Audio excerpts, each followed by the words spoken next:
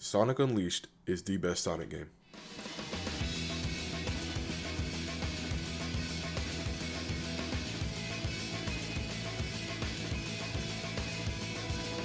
Now I know some of you adventure fans are gonna say otherwise, but Sonic Unleashed really is the best Sonic game. Or at least in my opinion. But since this is the best Sonic game, I'll have to give you my opinion on how it is by going over every detail in every cutscene and almost everything in the game. So this might be quite a long video for some of you, but if you have the attention span of like not a 5-year-old, then yeah, you'll be good. But yeah, if you're really interested in seeing how Sonic Unleashed is the best Sonic game, then just stick around. But anyways, let's get right into how Sonic Unleashed is the best Sonic game.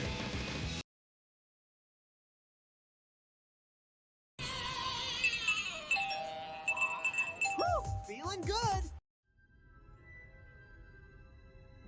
The game starts off by one of the best cutscenes I've ever seen in a Sonic game, with Eggman's egg carrier above the earth, with robots coming out of it, waiting to attack Sonic.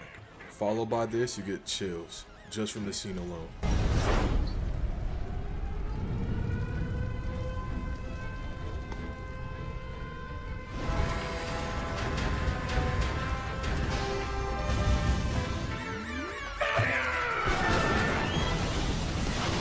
We never thought we'd even see Sonic like this before. With the clean animation, the running, the destroying robots, the adrenaline. We just know we're gonna get something good out of this game. We later on get to see Sonic face Eggman himself inside of his robot. When Eggman is shooting at Sonic and Sonic is avoiding the bullets with a spin dash and Eggman tries to hit him, you could just see the energy in the cutscene with the missiles firing from Sonic running and dodging every single one of them with the jump animation and the clean running style. There's just nothing that can top it, is what I would have said if we didn't get this scene right here.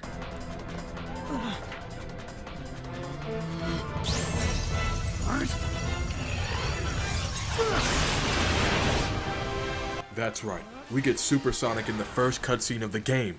Now this was very special to me considering I was a Sonic fan when I was younger as well. This shocked everyone by having everyone hyped and ready to play the game. We later get to a scene that is very tricky and fits Eggman's character, with him on the floor, begging for mercy.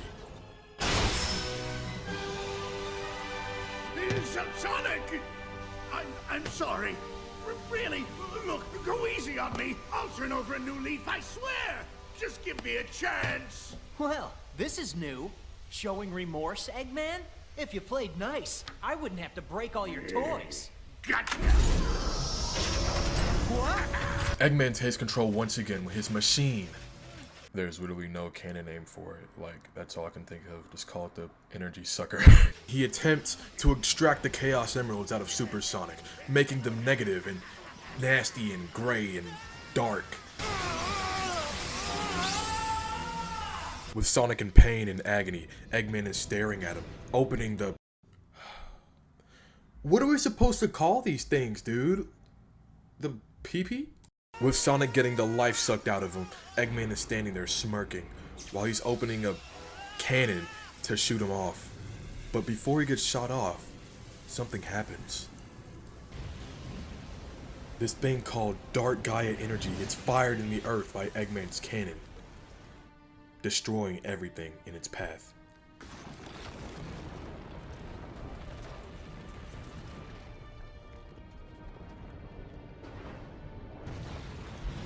From the earth, Dark Gaia starts to rise, a purple-colored god with the presence to actually intimidate you. While this is going on, Sonic is still in pain and agony, just crawling, trying to get up, but it looks like something's happening to Sonic. He's turning into a beast.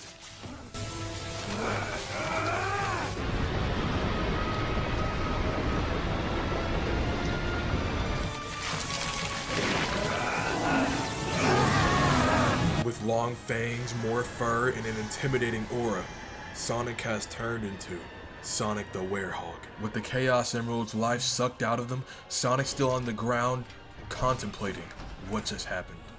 Eggman becomes confident and jolly with how the Dark Gaia manuscripts worked in his favor, later talking about how Eggman Land will come to be. Just need to harness its power. Eggman Land will finally come to be.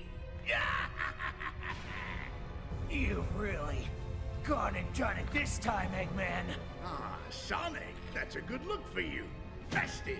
So long, friend.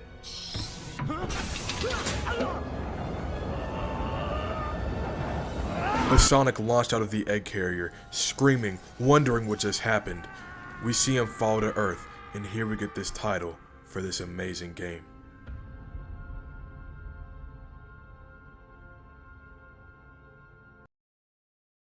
Hey bro, you better have got all that, because we still gotta go into the gameplay. Feeling good. Now without a doubt, daytime stages are the best stages in the game. Miles better than the Werehog stages. And if I hear anyone say that the Werehog stages are better than the daytime stages, you're mentally ill and you have AIDS. With all that being said, I still love the Werehog stages. My favorite one being Cool Edge Night. It's just something about the stage's atmosphere and me actually having fun with it. Even the puzzles are kind of fun to me in this stage. I don't know, it's just something about them that make me have fun. I mean, who knows? You might not even like the stage just because you're trash at it. And that's the dang truth. Unless like, you just like really good at all the Werehog stages and got your Werehog maxed out, you know, like I did, because I love this game. Then that means you're just a pro and you love the game. But like, at the end of the day, people don't like the Werehog stages because they're slow paced and they take forever.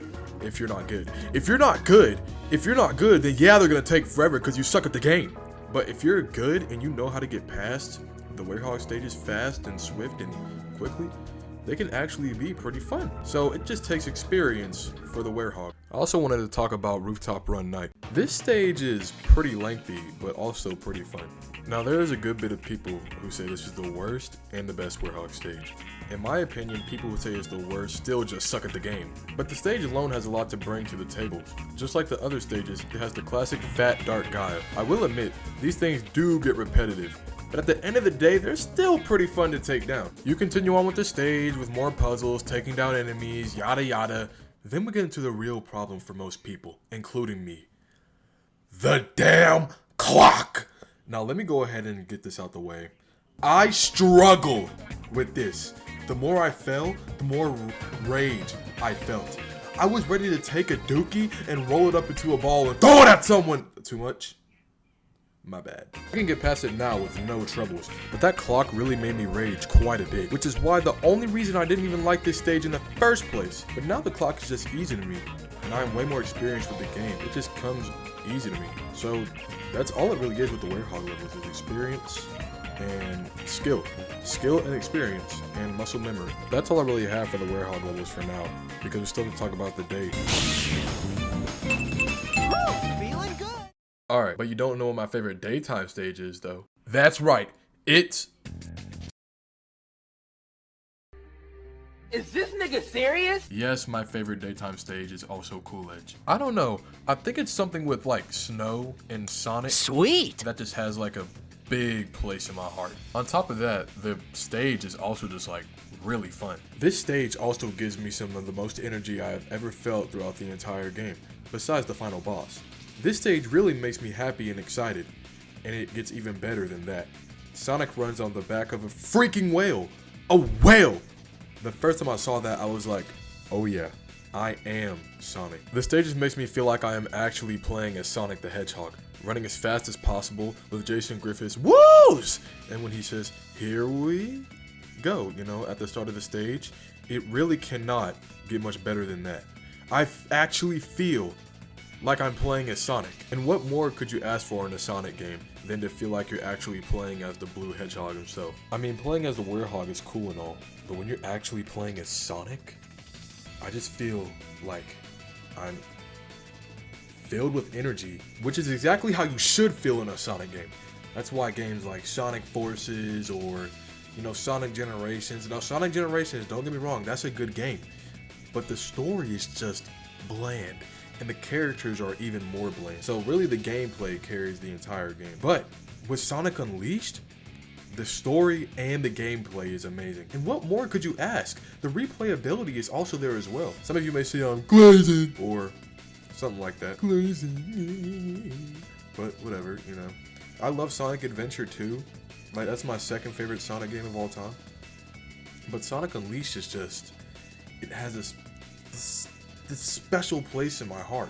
The story is just, Now, Sonic Adventure 2 story is amazing too, but I just like Unleashed more. I can't really tell you why. But yeah, that's all I really got for the daytime stages. We still got 2 or 3 more topics to talk about. And the next one being Chip. Feeling good. You could either look at Chip as annoying or heroic. Now, I'm saying this because you can look at this guy from a heroic perspective or an annoying perspective. One minute he's being Sonic's cheerleader and he's just like a better Omochao, really. Or when he gets the character development in the game where he realizes that he's like Gaia and he has to defeat Dark Gaia by himself.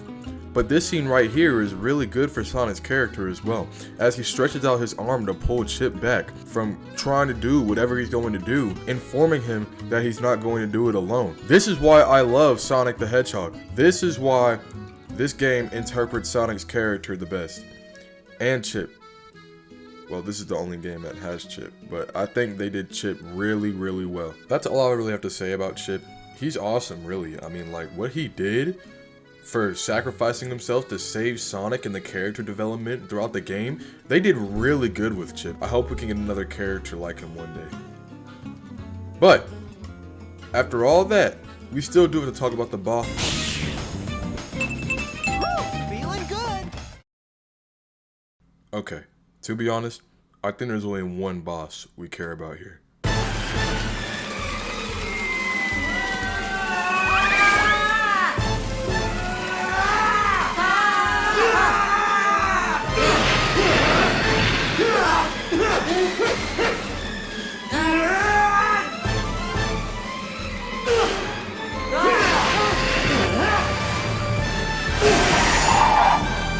Did y'all just see how badass that was? The Egg Dragoon.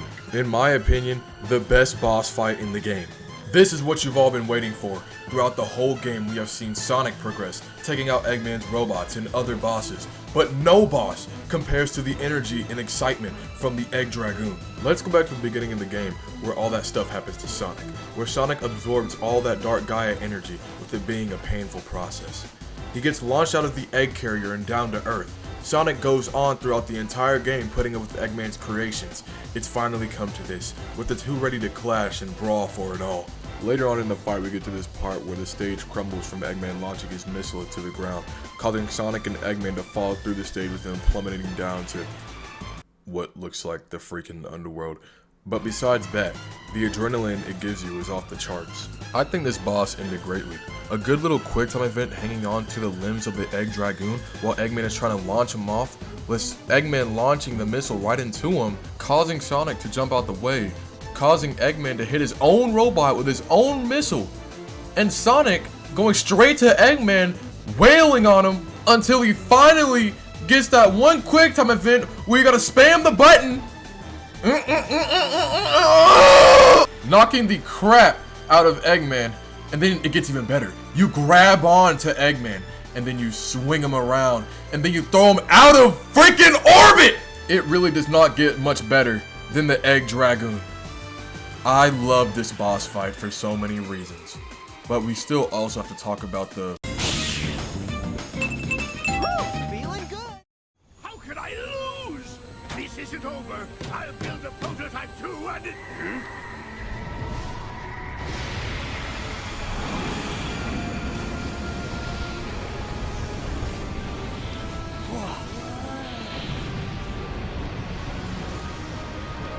What? It's Dark Gaia.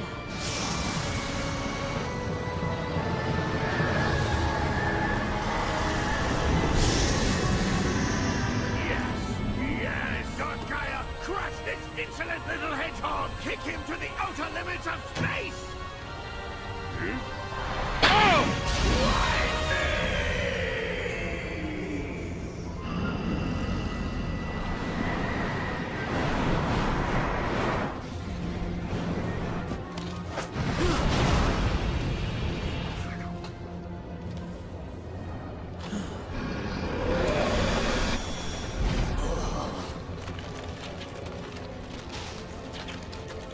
Okay, enough of that.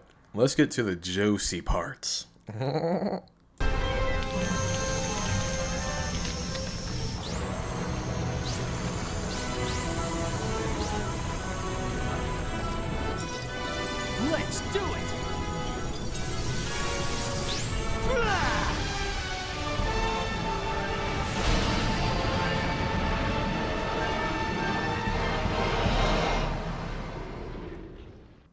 Now it really does not get much better than that! While the Egg Dragoon is my favorite, this boss is one of the best final bosses in the entire franchise of Sonic the Hedgehog. I say this because it actually feels like a final boss. It feels like all that gameplay and bosses and that you've been like fighting and working from, all to work up to the final boss of the game. And for the final boss to actually feel like a final boss is like really good for a Sonic game. I mean, you feel like you're actually taking down the main threat that is causing the Earth to like crumble. Well, that's because you are.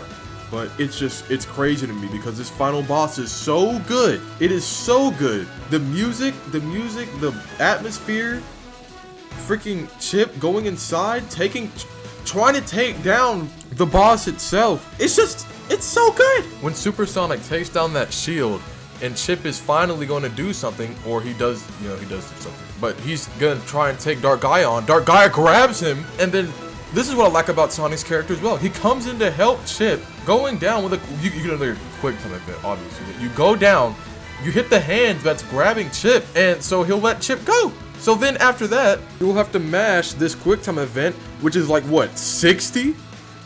Yeah, 60 times. You gotta mash it 60 times and make sure the time doesn't go out so that you'll get the laser off of you.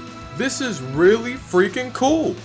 I love bosses like these that like give you things to do and not just do the same stuff over and over and over again like in Forces or games like that.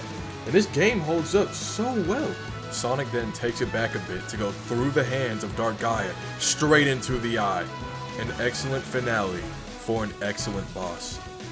I love this boss fight so much. We then get the scene how Chip sacrifices himself to save Sonic, with him saying goodbye and launching Sonic back up to the world. A very sad, but a very needed sacrifice. Sonic then takes Chip's bracelet and says that he'll never forget him, and Chip's spirit saying that he'll always be with Sonic.